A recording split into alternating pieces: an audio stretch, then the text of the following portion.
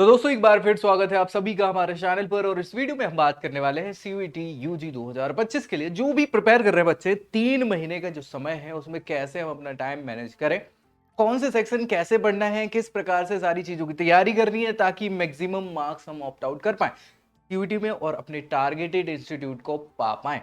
तो भैया ये बहुत ही इंपॉर्टेंट है क्योंकि ये सारी जानकारी मुझे लगता है बहुत सारे बच्चों को नहीं होती है। इसके कारण से क्या हो जाता है कि उनके जो अच्छे मार्क्स आ सकते हैं वो नहीं हो पाते।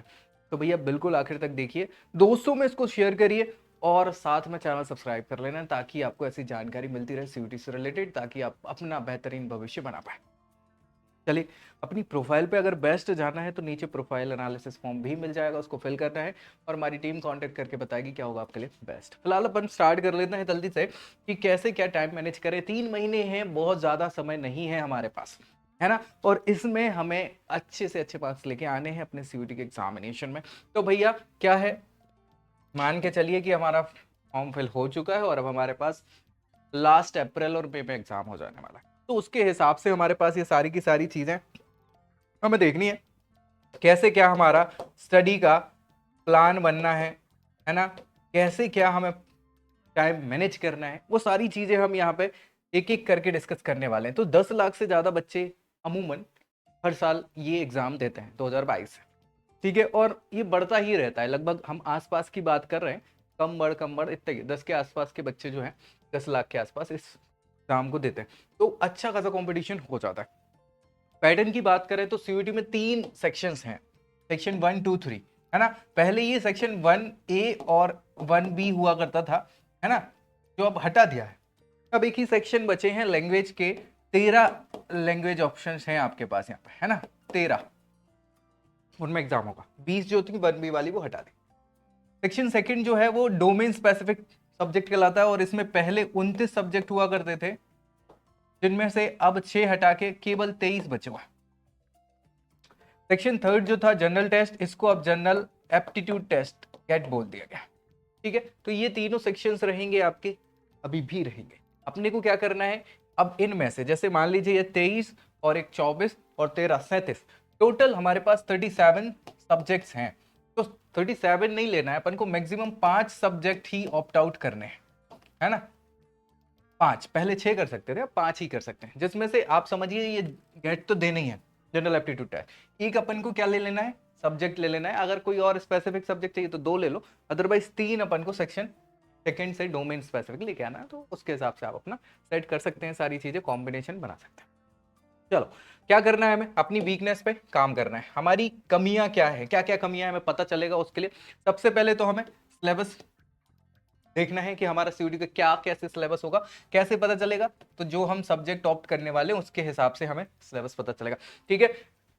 टाइम जो है हमें बहुत अच्छे से समझदारी से अलॉट करना पड़ेगा कि भाई हमारा पर्टिकुलर अगर सब्जेक्ट है क्या, इंग्लिश, है ना, इंग्लिश है तो इंग्लिश के लिए हमारी बहुत अच्छी है अगर, तो हम 1 घंटा रिवाइज के लिए दे सकते हैं। बहुत अच्छी नहीं है तो 2 से 3 घंटे दे सकते हैं, है ना। ये ताकि अपनी अच्छी हो जाए, है ना। इस हिसाब से अपना टाइम आपको वाइजली अलॉट करना है। कंसेप्चुअल क्लैरिटी अपनी बना के रखनी है, जो भी चीजें हैं उनके कॉन्सेप्ट जो हैं, अगर मान लीजिए मैथ्स है या फिजिक्स है या केमिस्ट्री या जो भी पर्टिकुलर आपके सब्जेक्ट हैं, उनके कंसेप्ट आपके क्लियर होने चाहिए। तो क्लैरिटी बनानी पड़ेगी। और स्टडी मटेरियल बहुत ही इफेक्टिव, एक वीडियो मैंने बनाई थी कि उसमें रेफरेंस बुक्स वगैरह मैंने सारी बता दी थी, तो वो जाके देख लो। और फिर भी कुछ लगता है डाउट तो बताना ताकि उसको रिजॉल्व किया जा सके। प्रोग्रेस अपनी ट्रैक करना बहुत इंपॉर्टेंट है कि हमने लास्ट वीक हम किस पोजीशन पे थे और इस वीक हम कितने सही हैं, आगे बढ़ रहे हैं कि नहीं बढ़ रहे हैं, वीकनेस पे हमने काम किया कि नहीं, चीजें बढ़ रही कि नहीं, ये सभी चीजें हमें ध्यान में रखना है, नहीं तो काम अपना गड़बड़ हो सकता है। दूसरी चीज है यहाँ पे हमें अपने क्लैरिटी होनी चाहिए किस चीज की, स्ट्रक्चर की। हाँ, स्ट्रक्चर मतलब जो हमारा एग्जाम स्ट्रक्चर होने वाला है उस हिसाब से। तो जो पुराने ट्रेंड्स रहे हैं कि भाई पर्टिकुलर इस सब्जेक्ट के इस टॉपिक से इस टाइप के क्वेश्चंस बने हैं, तो वो ट्रेंड्स फॉलो करना है क्योंकि उसी से रिलेटेड चीजें आती रहती हैं, है ना। तो वो आपको दिमाग में रखना है, पेपर पैटर्न समझना है और मार्किंग स्कीम आपको पता होनी चाहिए। सही अगर जवाब देते हैं तो 5 मार्क्स मिलते हैं, गलत जवाब पे 1 मार्क्स काट लिया जाता है।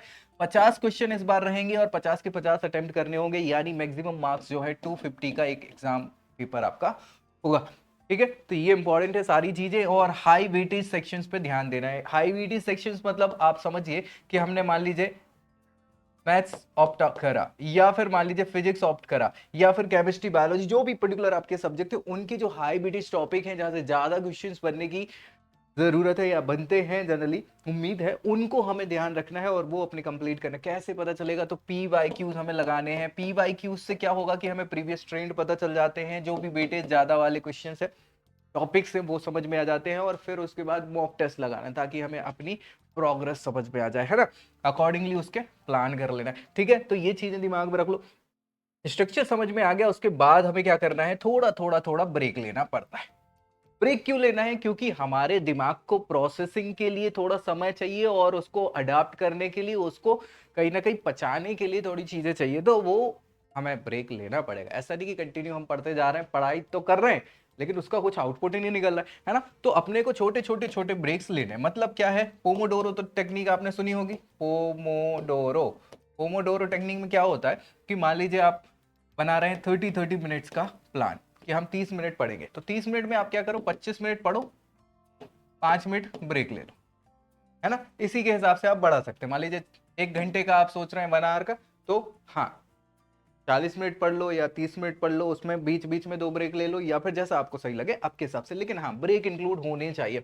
एक्टिव रहने के लिए आपको क्या करना है, कहीं ना कहीं हाँ थोड़ा सा अपनी डाइट वगैरह पे ध्यान देना है। मील में सारी चीज़ें ऐसे, प्रोटीन इंटेक वगैरह, हाइड्रेशन के लिए पानी वगैरह, आपको ये सारी चीज़ें इंटेक में बढ़ाना है, ठीक है।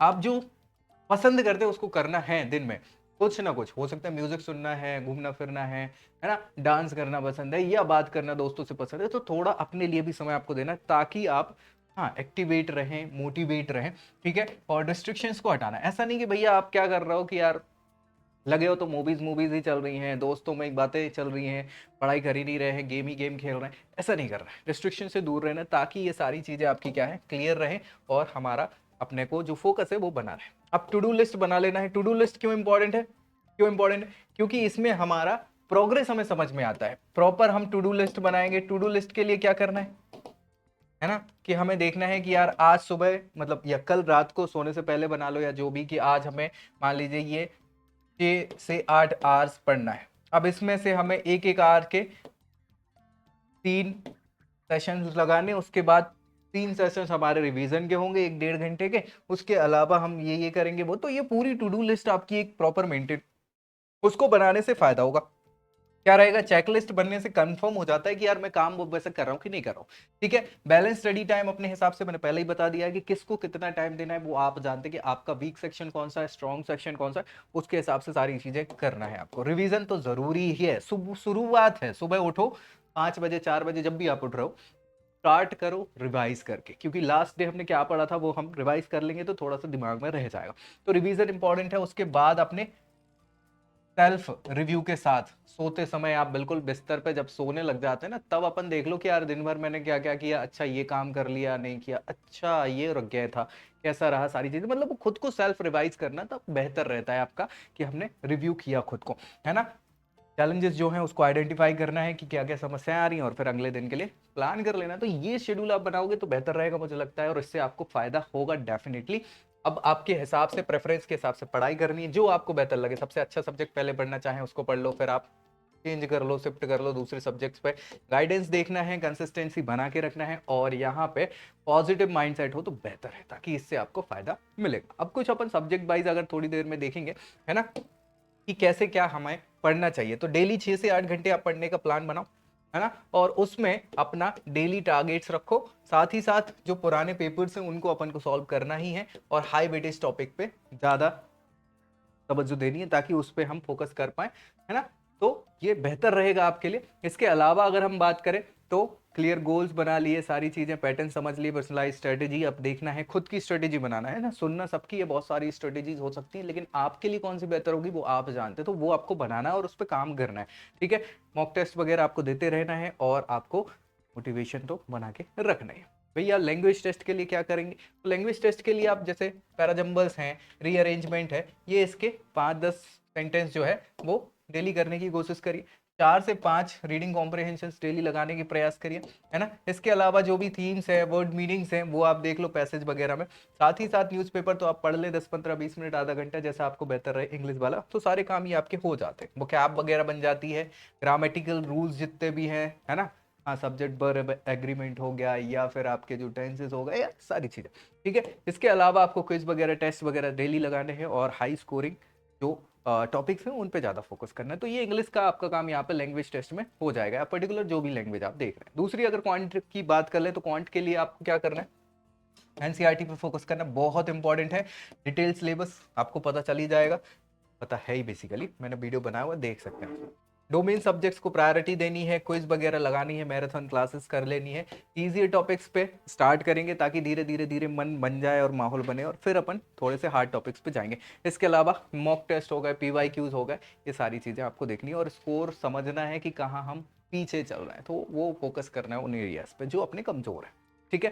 क्वांट के बाद अगर हम बात करें लॉजिकल रीजनिंग की, तो कॉम्प्लेक्स टॉपिक्स यहाँ पे हमें ध्यान रखना है, क्या क्या कैसा है इसको रोज हम क्या करेंगे, टॉपिक वाइज प्रैक्टिस करेंगे। अपने लिए टाइम निकालना ज़रूरी है, ऑनलाइन रिसोर्सेज और स्टडी मटेरियल के साथ काम करेंगे। बहुत ज़्यादा टफ ये नहीं होता logical reasoning, GK current affairs. तो इसके लिए क्या करना है, रीडिंग हैबिट बनानी पड़ेगी जीके के लिए, और करंट अफेयर्स के लिए पेपर वगैरह आपको न्यूज़पेपर रोज़ पढ़ना पड़ेगा। उसमें आपको पर्टिकुलर शॉर्ट नोट्स वगैरह जो आप लगते हैं बनाते रखो, और ऑनलाइन रिसोर्सेज हो गया, रिकॉल करना है, स्टडी टाइम आपको प्रॉपर इसका बना के रखना। तो ये सारी चीज़ें आपके फायदेमंद रहेंगी आपको मैक्सिमम मार्क्स ऑब्टेन करने में, और पूरे टाइम मैनेजमेंट मैंने बता दिया। फिर भी कुछ डाउट अगर बच जाता है तो ज़रूर कमेंट करिए, दोस्तों में शेयर करना है, चैनल सब्सक्राइब करना है, और ऐसी जानकारी के साथ नेक्स्ट वीडियो में मिलेंगे। तब तक के लिए जय Hind. I hope you like this video. For more such videos, keep watching our channel. And do not forget to like, share and subscribe.